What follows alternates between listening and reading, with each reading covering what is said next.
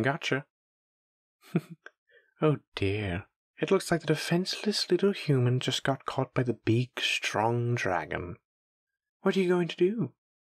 Or perhaps the better question is, what am I going to do to you? I know you just came in. It wouldn't have been much of a sneak attack if I didn't snatch you up the second you walked in the door now, would it?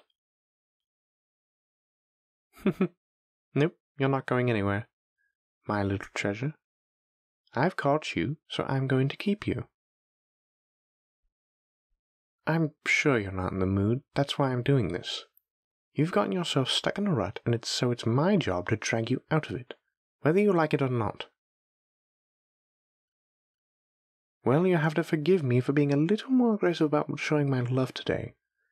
Now that we're living under the same roof, I get to have you all to myself so often. The more time I get to spend with you, the greedier I get for more. Shh, you don't have to talk about it. I'm not going to try and fix your problems for you. I'm going to fix your mindset so you can fix your problems yourself. See, I know you. You really let your self-doubt keep you from making yourself happy sometimes. Don't you remember, back before we started seeing each other? I would blatantly flirt with you all the time. But you just assumed that I was being nice. And do you know why I think you assumed that? Because you didn't think people would want to flirt with you. I've been watching your mood deteriorate lately. You haven't been very open about it, but I at least know that whatever's eating at you, you think it's out of your control. But I know you better than that. You're smart and kind and strong. There's nothing you can't handle. As long as you actually try, you can't give up so easily. So today is going to be all about helping you. I'm going to make sure that you know just how wonderful you are and how much I love you. And we're doing that whether you're in the mood for it or not. Come here. Let's sit by the fire. I have a new rug that's so soft and thick it's almost like lying on a bed. We can get nice, warm, and comfy here. You say no, but I know deep down you really want someone to take care of you. Come here. That's it. Just like that. Let me wrap my arms around you. Now, isn't that better? Sitting here in the arms of the one you love? I bet this is just what you needed, isn't it? It didn't take long for you to come around. I know what my precious treasure needs, after all. I promised you I'd take care of you, and I intend to. I have an idea. Lay your head down on my lap, and I'll stroke your hair. You work so hard. I'm sure that sometimes it feels like nobody notices everything you do, but I do. You've earned a break. You deserve nothing to relax and to take time for yourself. It's not something you need to feel guilty about. I'm rooting for you. Every single day I think about you. I think about how you're doing, and I think about what I can do to make you happy. And you know what? I'm not the only one. That's right. You are loved. You have many people who want you to succeed. Not just friends and family either. There are people out there who have only known you briefly, but want the best for you because of the impression you left on them. I know it. How are you feeling? A little better? Good. But don't worry, I'm not finished with you yet. What would you say to have me read a story to you, Great. I have it right here.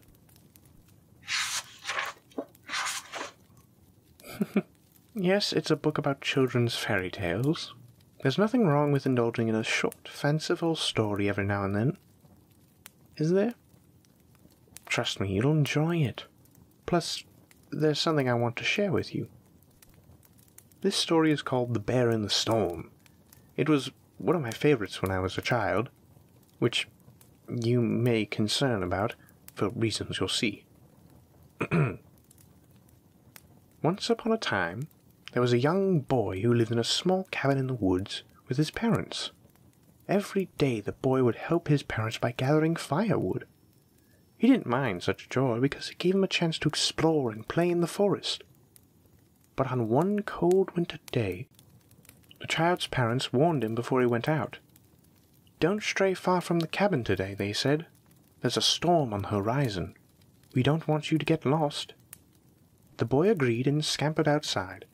For a while he did as he's instructed, and didn't wander far. But there wasn't much firewood to be found nearby, and it wasn't very fun to play in such a well-explored area. Eventually the child decided that there wouldn't be much harm in going a little further, and after that, a bit further still. Before long he was in a part of the forest that he did not recognize, due to how the snow changed the scenery. The boy didn't worry, although. After all he needed to do was follow his footprints home. He went further and further into the woods, and just as he started to wonder if there was ever time to turn back, the storm hit.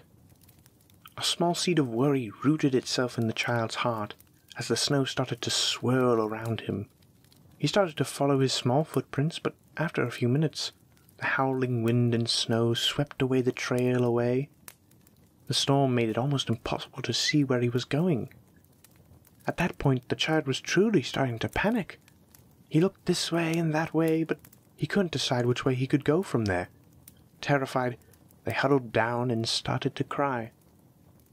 A few minutes passed by, and the boy heard the crunching sound of footsteps in the snow. They looked up to see an enormous bear. "What's all this crying? You woke me from my winter's sleep, little child," the bear said. The boy couldn't stop sobbing. "I'm lost, and I can't make it through this storm. Can I stay in your cave?" he asked the bear through his tears. The bear shook its head. "Foolish little child. Don't you know that bears eat lost children like you?" The boy's heart raced. He leapt to their feet and took off. He tried his best to remember the direction that he came from. No time left for indecision or despair. He pushed through the storm, and the bear was never far behind. Finally the boy could see the light. It was the small window of the cabin, illuminated from within the warm hearth fire. The boy reached deep within himself and took hold of every bit of strength his tiny body could muster. He sprinted through the deep snow, heading towards the light. But just as he was closing in on the cabin, the child tripped and tumbled down. The snow cushioned his fall, but he was down long enough for the bear to reach him. The child cringed, waiting to feel the bear's jaws close around him. But nothing happened. The boy opened his eyes to see the bear offering a paw to help him up. He accepted it, and the bear laughed heartily at his baffled expression. "I never said I would eat you, child. It's just that not all bears are as kind as me.